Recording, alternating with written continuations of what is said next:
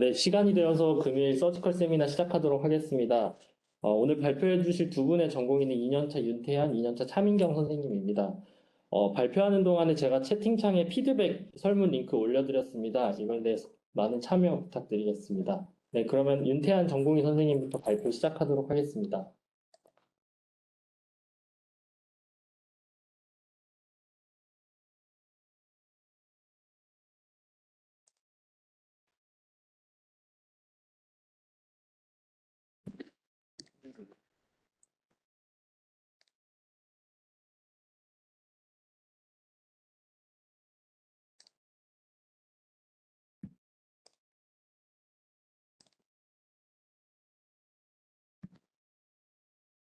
가능하시면 화면 다 키우시기 바랍니다. 음소거하시고 화면 다 키우기 바랍니다. 안녕하십니까. 전공의 2년차 윤태한입니다. 제가 소개해드릴 내용은 사이로이드 캔서 수술 후에 발생할 수 있는 합병증인 카일 리게 대해서 시행할 수 있는 수락식 덕트 엠볼라이제이션입니다. 이용상 교수님 지도하에 연구 진행하였습니다. 카일 리키즈는 헤드앤넥 다이섹션 수술에서 1에서 2.5% 빈도로 발생할 수 있는 합병증입니다. 카일 리키즈에 의해 유실되는 바디 플루이드에는 프로틴, 일렉트로라이트, 림포사이트가 많이 함유되어 있기 때문에 지속적인 카일릭은 말뉴트리션, 일렉트로라이트 임밸런스, 면역 저하를 야기할 수 있으며 원두 힐링을 지연시키고 인펙션을 취약하게 만듭니다. 가장 중요한 것은 카일릭이 발생하지 않도록 다이섹션 시 주의하는 것이겠으나 이러한 카일릭이 있을 때 선택할 수 있는 비침습적 치료로는 소라시덕트 플로우를 감소시키기 위해서 파일로마이크론 생성을 억제하는 방법이 있습니다. 림파틱 플로우에 의존하지 않는 MCT 다이어트 혹은 로우 팻 다이어트를 하거나 아예 TPN을 하는 방법이 같은 원리이며 소마토스타틴, 오리스타틴도 결국 지방의 흡수를 억제해 카일로마이크론 생성을 억제하고자 하는 같은 목적을 가집니다. 다른 방법으로는 물리적으로 눌러서 릭을 막고 힐링을 유도하는 방법이 있으나 플랩의 블러드 서플라이를 억제하기 때문에 추천할 만한 방법은 아닙니다. 오늘 소개해드릴 수락시덕트 엠볼라이제이션은 앞서 나열한 비치수적 치료에 반응하지 않는 카일리티에 대해서 전신 마취 수술을 하지 않아도 치료할 수 있는 방법으로 2002년에 처음 도입되었습니다.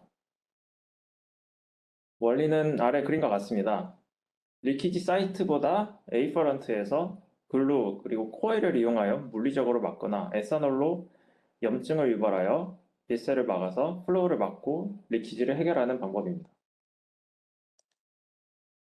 MRND 후에 발생하는 카일릭은 소라식 덕트의 터미널에서 발생하기 때문에 트랜스베이너스보다는 앞서 얘기한 에이퍼런트에서 카테터라이제이션을 하는 것이 옳습니다. 그리고 소라식 덕트 카테터라이제이션에 의해서 접근이 가장 용이한 부분이 바로 다이아프램 바로 아래에 있는 시스터나 카일입니다. 때문에 이 그림처럼 시스터나 카일리에 카테터라이제이션 하기 위해서 트랜스 앱도미널 펑처를 시행해야 됩니다. 또 이 펑처는 영상의학과적 기술이 발전함에 따라 소라시덕트 엠볼라이제이션을 더 시행하기 좋게 만들었습니다. 원래 소라시덕트를 조용하기 위해서는 그 발에서 인시저를 넣고 시행하는 페달 림판지오그래피가 전통적인 방법이었으나 울트라소노그래프를 이용해서 인기날 노드에서 바로 림판지오그램을 시행하게 되면 주행거리가 더 짧아지기 때문에 발에서 시행하는 것보다 더 시술 시간을 30분가량 절약할 수 있습니다. 정리하자면 소라시덕트 엠볼라이제이션은 세 단계로 나눌 수 있습니다. 첫 번째, 림판지오그램을 통해 시스나 카일리를 비주얼라이제이션 하는 것. 두 번째로, 트랜스앱토미널 펑처를 통해서 소라시덕트 카테터라이제이션을 하는 것. 세 번째로, 리키지 포인트를 찾아서 엠볼라이제이션을 시행하는 것입니다. 이번 연구의 목적은 강남 세브란스에서 작년부터 도입한 소라시덕트 엠볼라이제이션에 대해 성공률을 개선하고 어떤 조건에서 잘 성공하는지 또 어떤 조건에서 실패하는지를 분석하는 것입니다. 이 조사는 2021년 6월에서 12월까지 강남 세브란스에서 MRND 후에 발생한 카일 리키지와 그리고 토라시덕트 엠볼라이제이션을 시행받은 6명의 환자를 레트로스펙티브하게 모집하여 진행되었습니다. 프라이머리 엔드포인트는 시도했던 토라시덕트 엠볼라이제이션이 완료되는 비율과 실제로 시술 후 카일릭이 감소하는지 클리니컬 레졸루션 레이트를 잡았습니다. 그리고 클리니컬 레졸루션의 기준은 퇴원 후 한 달 후 팔로우까지 넥스웰링 등의 카일릭 증상이 다시 생기지 않았을 때로 정의했습니다. 환자 6명에 대한 특성입니다. 시술받은 환자들의 평균 연령은 57.2세, 성별은 남녀 1대1이었고 BMI 평균 24.3에 한 명을 제외하고 모두 파필러리 사이로이드 캔서였으며 6명 모두 패솔로지로 컨펌된 메타스타틱 림프노드가 있었고 최대 61개 림프노드가 제거되어 메타스타틱 림프노드가 17개 발견된 게 최대였습니다.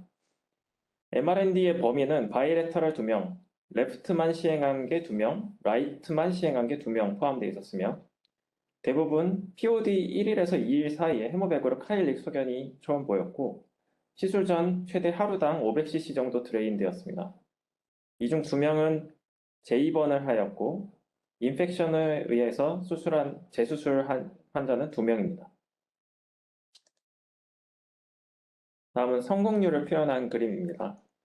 총 6명의 환자가 소라시덕트 엠볼라이제이션을 시도했을 때 림판지오그램에서 시스토나 카일까지 도달하지 못해서 중단된 케이스 1개, 그리고 림판지오에서 바로 리키지가 배제된 케이스가 1개를 제외하고 총 4개의 케이스가 시스토나 카일리 펑처가 시도되었고 한 케이스는 시스토나 카일리가 너무 작아서 카테터라이제이션을 성공하지 못했습니다. 결국 엠볼라이제이션을 실제로 시행한 환자는 3명이고 그 중 2명은 증상이 호전되었지만 1명은 드레인이 감소하였지만 추후 오피사이트 인펙션으로 재입원하여서 인시션 앤 드레이니지를 시행한 케이스입니다. 그래서 6명을 기준으로 하였을 때 소라시덕트 엠볼라이제이션 시행 성공률 50%, 그리고 소라시덕트 엠볼라이제이션을 통해서 증상을 해결하는 것을 목표로 하였을 때는 33.3%의 치료율을 보였습니다. 6명의 환자에게 시행한 시술을 정리해보면 대부분의 환자가 인귀나 림프노드를 양쪽 다 찌르지 않고 한쪽에서만 림판지오그램을 하였으며 소라시덕트는 레프트 베이너스 시스템으로 드레인되는 것이 80%, 그리고 바이레터럴 사이드로 드레인되는 것이 20%였습니다. 시술 소요 시간은 평균적으로 림판지오그램에서 소요되는 시간 67.8분, 트랜스 앱도미널 펑처에서부터 엠볼라이제이션까지 62분, 그래서 총 평균 109.2분 소요됐습니다. 엠볼리제이션에 성공한 사례와 실패한 사례를 비교하기에는 실패 사례의 단계가 모두 다르고 또 실패 사례마다 한 건씩으로 표본의 수가 충분하지 않아서 사례를 하나씩 나열해드리면서 설명드리겠습니다. 첫 번째 사례는 림판지오그램을 끝까지 시행하지 못한 경우입니다. 바이레터럴 림프노드에서 시행했지만 1시간 동안 세이크람 이상으로 올라가질 않아서 소라시덕트 및 리키지 사이트를 확인하지 못하고 검사 중단한 케이스입니다. 환자가 진단받은 기록은 없지만 림파틱 플로우 장애가 있을 것으로 생각되는 케이스이며 이 환자는 수술 없이 보존적 치료 후 증상 호전되어 퇴원했습니다. 두 번째 사례는 유니레터럴 인귀나 림프노드에서 소라시덕트까지 빠르게 조정이 되었지만 리키지 사이트가 확인되지 않아 펑처 시도하지 않고 종료한 케이스입니다. 하지만 환자는 오피사이트 인펙션 진단하 인시전 앤 드레이니지 시행하였으며 당시 다량의 카일 리키지 소견 보였으므로 림판지오그램을 통해 보이지 않은 카일 리키지 존재했을 가능성이 있습니다. 또 환자가 바이레터럴 MRND를 시행했기 때문에 라이트 사이드로 드레인 되는지를 확실하지 배제하지 못했고 때문에 바이레터럴 인게나 림프노드에서 림판지오그램을 하거나 또는 소라시덕트 카테터라이제이션을 하여 확실히 리키지가 없는 것을 확인했어야 됩니다. 추가로 리버시로시스나 포탈 하이퍼텐션, 또 라이트 사이디드 하트 페일리어 등에서 토라시덕트의 직경이 증가할 수 있다고 하는데 위 환자처럼 플로우가 빠르게 보이는 환자들도 이런 그 베이스라인 히스토리에 연관이 있을 수도 있다는 생각을 했습니다. 물론 이 환자는 리버 시로시스 진단된 적은 없습니다. 세 번째 사례는 유니레터럴 인기날 림프노드에서 림판지오그램에서 바로 리키지 사이트까지 확인은 되었으나 트랜스 앱도미널 시스터나 카일리 펑처가 실패한 경우입니다. 실제로 해부학 문헌을 보면 50%의 카데바에서 시스터나 카일리가 보이지 않는다는 보고도 있어서 다른 환자들에게서도 이런 케이스가 발생할 수 있으며 해당 환자는 보존적 치료 후에 증상 호전되어 퇴원했습니다. 네 번째 실패 사례는 총 레프트 사이드로 세 갈래로 분지하여 드레인되는 환자였는데 퇴원 후 5일 뒤에 넥 스웨일링 그리고 오피사이트 인펙션으로 인시전에 드레이니지 하였습니다. 시술 당시 영상 소견을 보면 엠볼리제이션을 한 후에 리퀴지 사이트로 조영제가 새어나오는 모습을 보여 이 환자의 실패 원인은 불충분한 엠볼라이제이션이라고 생각이 됩니다. 다음은 성공 사례입니다. 환자는 소라시덕트 카테터라이제이션 통해서 싱글 인저리 사이트 발견되어 엠볼라이제이션 시행하였고 증상 호전되어 추가 시술 없이 퇴원했습니다. 앞 환자에 비해서 코일이 더 치밀하게 들어간 모습 볼 수 있습니다.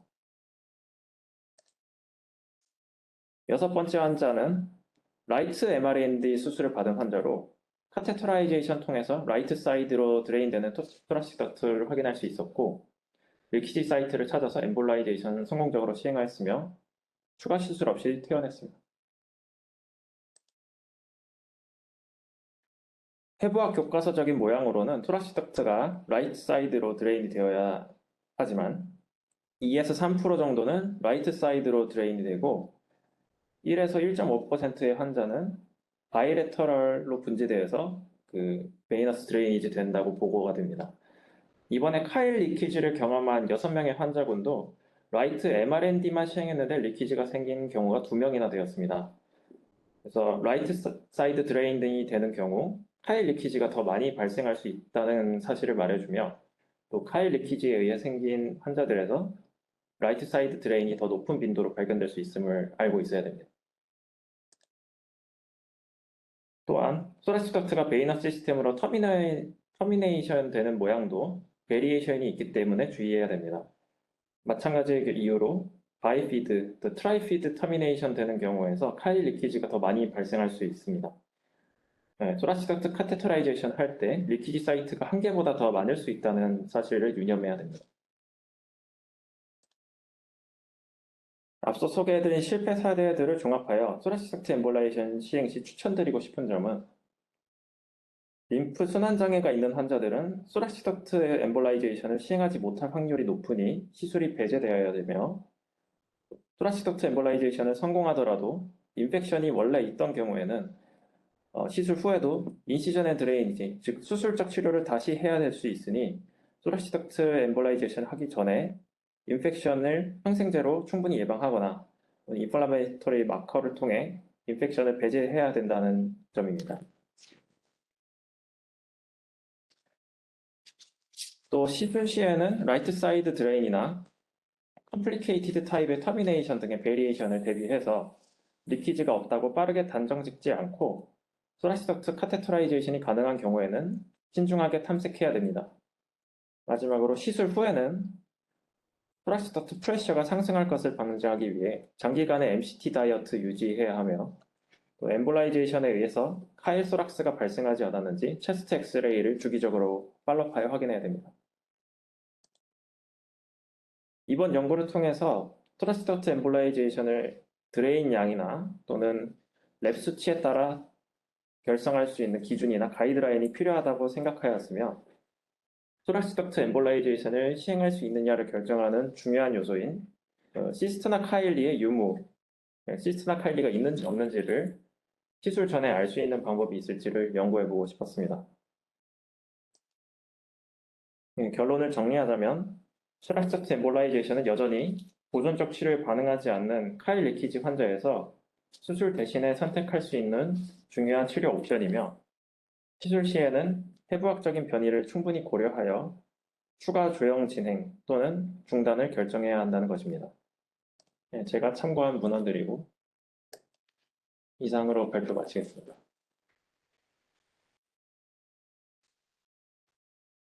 네, 윤태한 전공의 발표 잘 들었습니다. 혹시 질문이나 코멘트 있으신 분들이면 부탁드리겠습니다. 네, 그 신촌의 남기현인데요.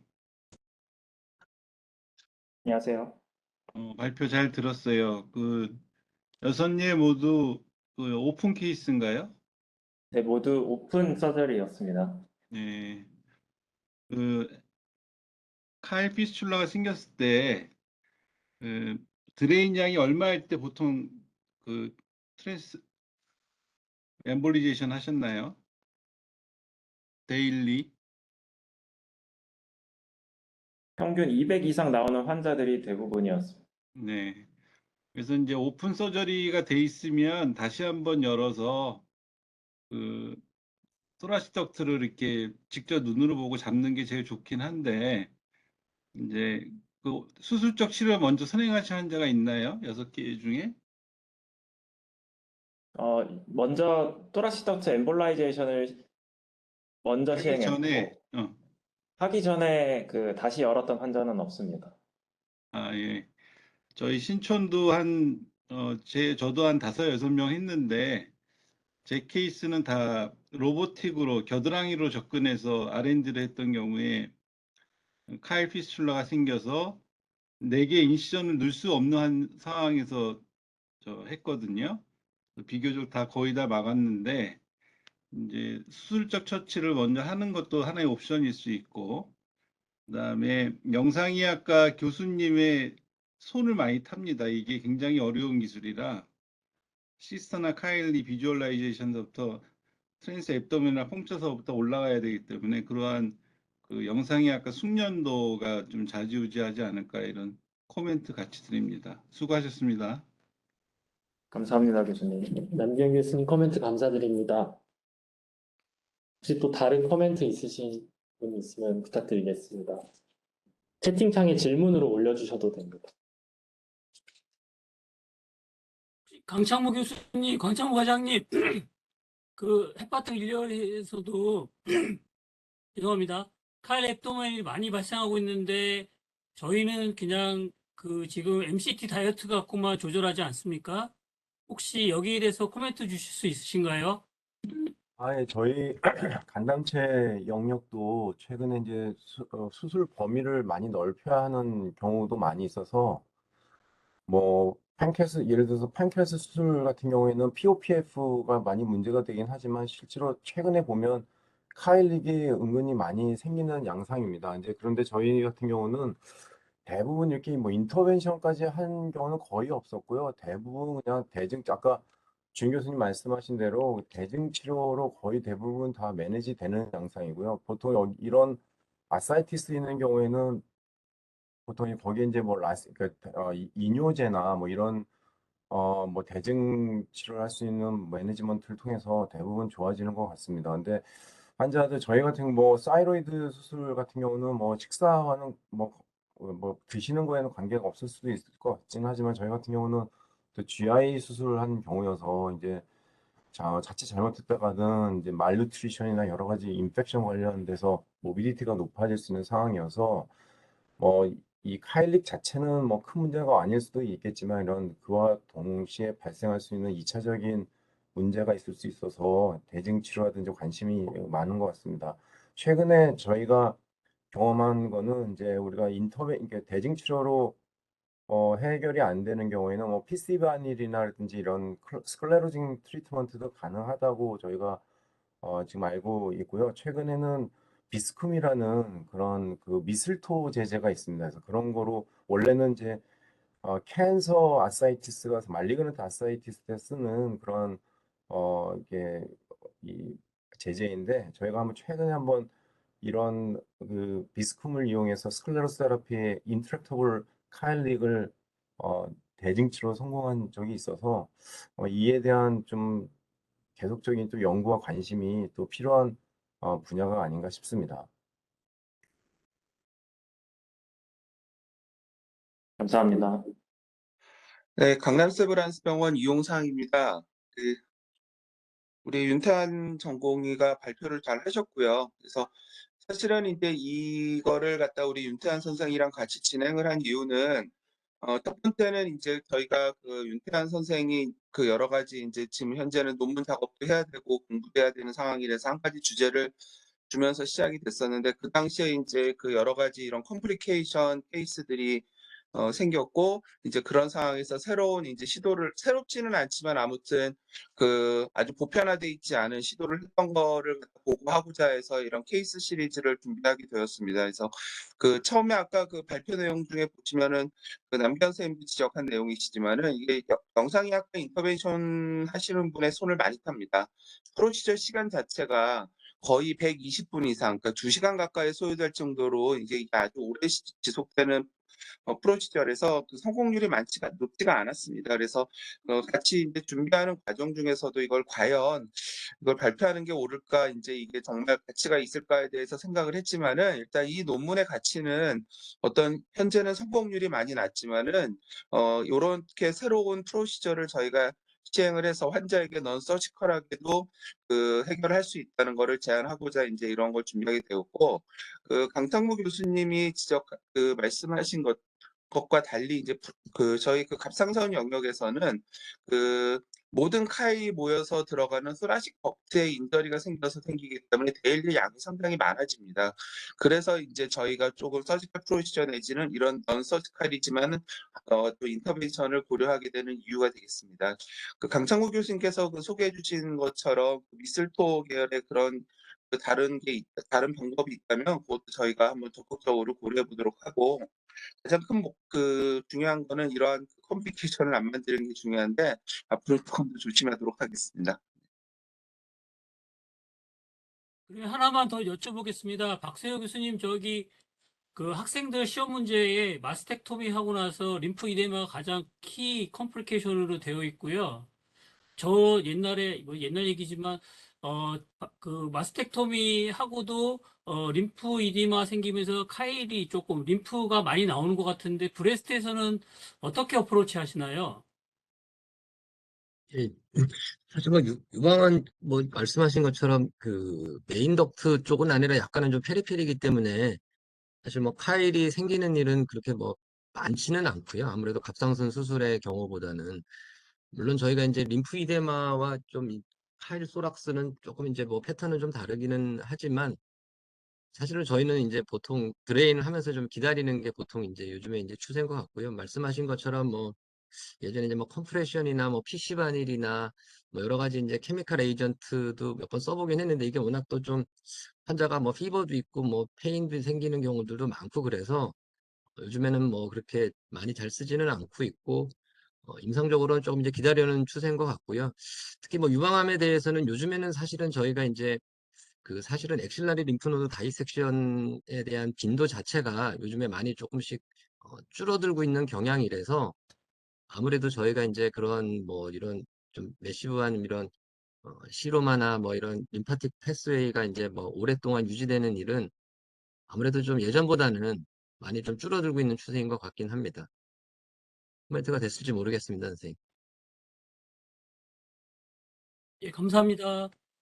안녕하세요. 유방외과 김지입니다. 저는 캔서 수술은 아닌데 비슷한 경험이 있어서 간략히 말씀드리면 그 40대 초반 환자고 레프트 보더라인 필로데스 튜머로 익선을 했는데 메스 사이즈는 5cm 정도였고 카일이 데일리 한 500cc 정도 계속 나왔습니다. 그래서 컴프레션하고 기다려봤는데 해결이 안 돼서 영상학과 교수님께 그 협진을 드렸고 다이를 쐈을 때 아노말리가 있어서 엑실라에서 브레스트 쪽으로 1~2mm 정도 카일 덕트가 내려오는 것을 확인해서 그쪽이 수술 시에 인저리가 생겨서 카일이 계속 나왔던 거고요. 비슷한 같은 시술로 해서 저는 잘 해결한 케이스가 하나 있어서 브레스트에서도 그런 경험이 있어서 하나 공유 드립니다. 네, 감사합니다. 혹시 더 추가적인 코멘트 없으면 다음 발표 준비하도록 하겠습니다. 네, 제가 채팅창에 발표 피드백 링크 올려드렸습니다. 늦게 들어오셔서 못 보셨을 수도 있는데 지금 확인하고 피드백 주시면 감사하겠습니다.